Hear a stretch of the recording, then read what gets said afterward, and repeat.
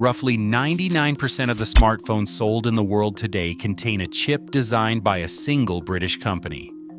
The same is true for every Apple Mac built since 2020, for billions of connected devices in homes and factories, and for a growing share of the data centers training the largest artificial intelligence models on Earth.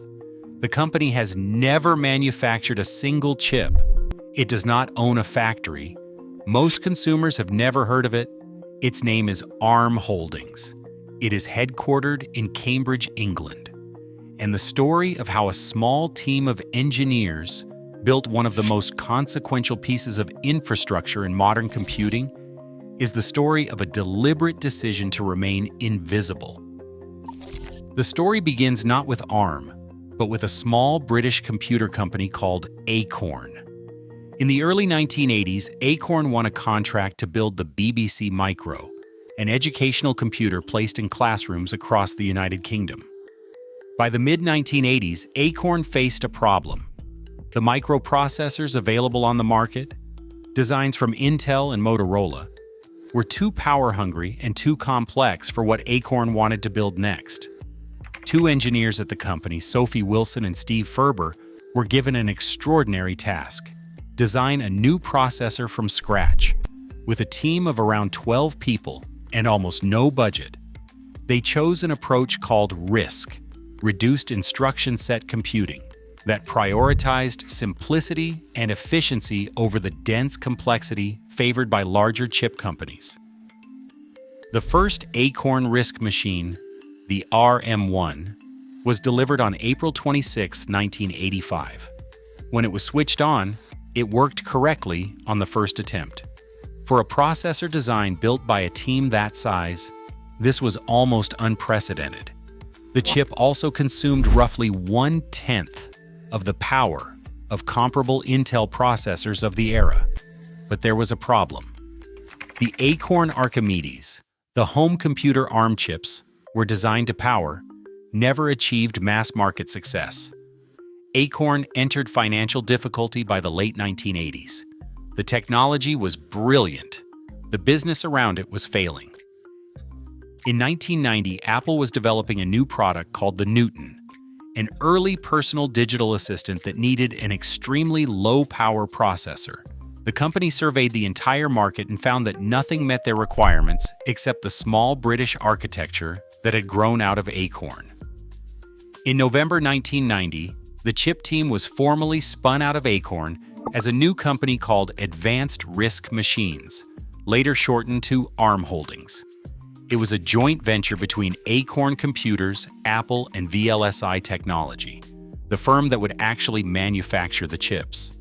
Apple invested approximately $3 million. The new company began with 12 employees, working out of a converted barn in the village of Swaffham Bulbeck near Cambridge. The Apple Newton, when it launched in 1993, was a commercial failure. But the chip inside it was not. The ARM processor performed exactly as designed. The underlying technology survived, even when the product that justified its existence did not. What happened next was a business model decision that would, decades later, look like genius. Robin Saxby, ARM's founding chief executive officer, decided the company would not manufacture chips. It would not even compete with companies that did. Instead, ARM would design the architecture, then license that architecture to anyone willing to pay. A company like Texas Instruments or Samsung could license ARM's design, customize it for their own products, and pay ARM an upfront fee plus a royalty on every chip they shipped.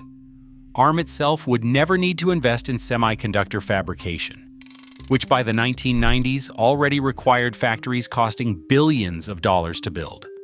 The model was deeply contrarian. The dominant approach in the chip industry was vertical integration.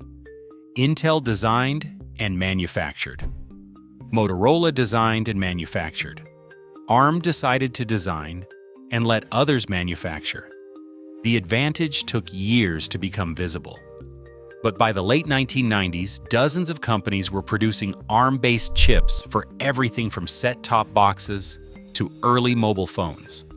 The Nokia 6110, released in 1997, contained an ARM processor. So did most subsequent mobile phone models from across the industry. ARM became, in effect, the default architecture for any product that needed serious computing in a constrained energy envelope. The decisive moment came on January 9, 2007, when Steve Jobs introduced the first iPhone. Inside that device was an ARM-based processor. Inside every iPhone Apple has built since then, an ARM-based processor. When Android phones began appearing the following year, those too ran on ARM. By the early 2010s, ARM's architecture dominated the global mobile market with shares estimated above 95%. This dominance is harder to grasp than it sounds. Every time someone takes a picture with a smartphone, sends a message, opens an app, or charges a battery, the work is being done by silicon built on ARM. Apple, Qualcomm, Samsung, MediaTek, Huawei, Google. None of them designs the architecture. They license it from a company in Cambridge with a few thousand employees and no factory. The mobile revolution, in technical terms, was a shift from x86 to ARM.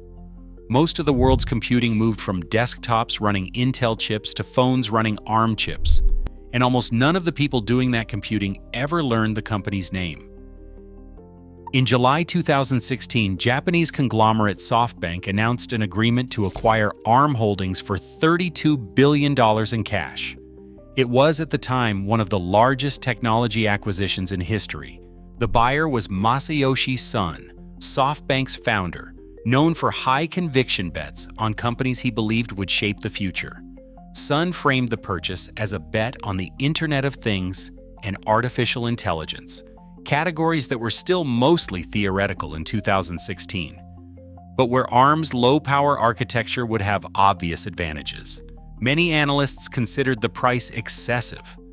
ARM's revenue at the time was modest by the standards of acquisitions that size. According to Bloomberg, the deal valued the company at over 20 times annual revenue, a multiple usually reserved for high-growth software companies, not specialized chip designers. SoftBank took ARM private. Then, in 2020, NVIDIA announced plans to acquire ARM from SoftBank for approximately $40 billion. Regulators in multiple jurisdictions, concerned about the implications of one chip company controlling the architecture used by all of its competitors, blocked the deal. By early 2022, the proposed acquisition was formally abandoned. On September 14, 2023, ARM returned to public markets through an initial public offering on the Nasdaq. The IPO priced at $51 per share and raised approximately $4.87 billion, the largest technology listing of the year. The initial valuation came in around $54 billion. By the close of the first trading day, shares had risen roughly 24%. In the years since the IPO, ARM's position has only strengthened. Apple completed its transition from Intel processors to ARM-based Apple Silicon in 2023, removing one of Intel's most prestigious customers and validating ARM's architecture for high-performance desktop computing. Amazon Web Services migrated significant compute capacity to its own ARM-based Graviton processors, citing better performance per watt. Google and Microsoft followed with their own ARM-based chips for cloud infrastructure. The shift represents a long, structural challenge to the x86 architecture that has dominated computing for 4 decades.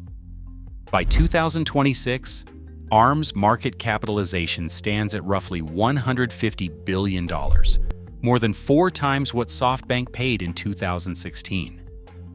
According to the Financial Times, more than 300 billion ARM-based chips have been shipped to date.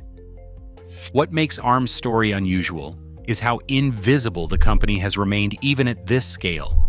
There is no founder myth at the center of it, no charismatic CEO whose face appears on magazine covers. The founding engineers, Sophie Wilson and Steve Ferber, never became celebrities. Robin Saxby, the CEO who built the licensing model, stepped down quietly in 2001.